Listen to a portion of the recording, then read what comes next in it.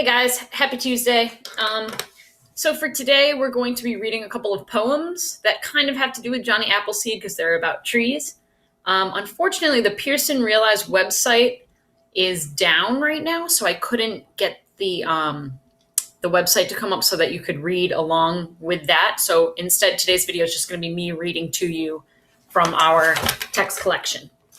So that being said, before we start reading, it says our focus question is reread Planting a Tree and Trees on pages 118 and 119 of your text collection. Why would a poet repeat lines in a poem? Meaning, why would he say the same thing over and over again when he writes a poem? And then, do you think repetition in a poem makes it better? So that means, do you think if an author repeats his lines over and over again, do you think that makes it a better poem or a worse poem? So this is an opinion question again.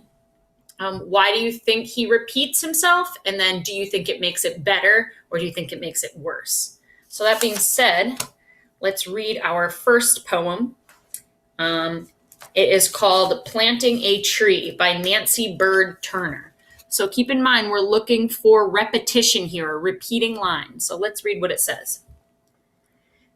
Firm in the good brown earth, set we our little tree.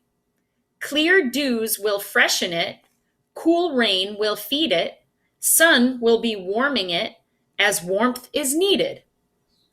Winds will blow round it free. Take root, good tree.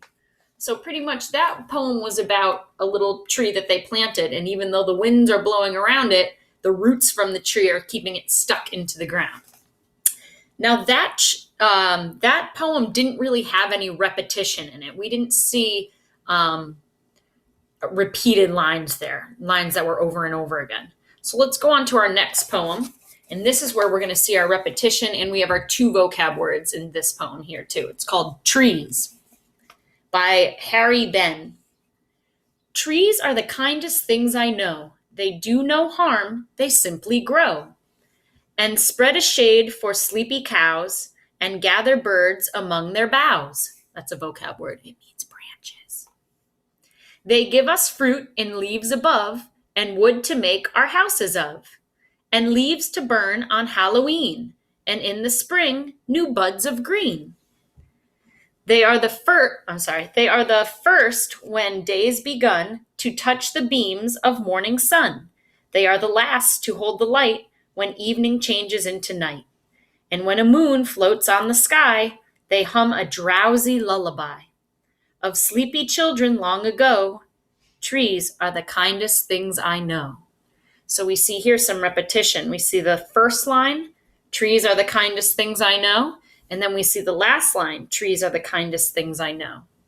Now our question today, our focus question for you is, why would a poet repeat lines?